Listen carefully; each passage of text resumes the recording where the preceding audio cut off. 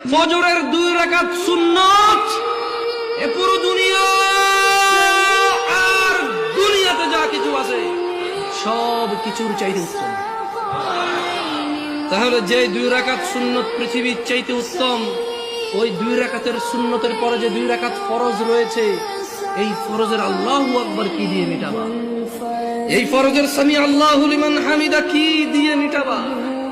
কত টাকার মালিক হয়েছে তুমি নামাজের কাফারা দিবা?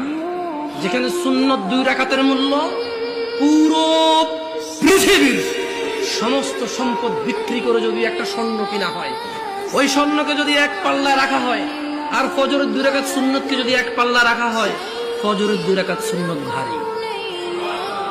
ওই সুন্নত এত ভারী হলে ওই ফজরের নামাজের ফরজ যেটা তুমি ঘুমের মধ্যে কাটিয়ে দাও, ওই 2 রাকাত ফরজের আল্লাহু আকবার, সামি আল্লাহু লিমান হামিদা, আত-তাহিয়াতু সুবহান রাব্বিয়াল আযীম, সুবহান রাব্বিয়াল আলা কি দিয়ে কিনবা তুমি?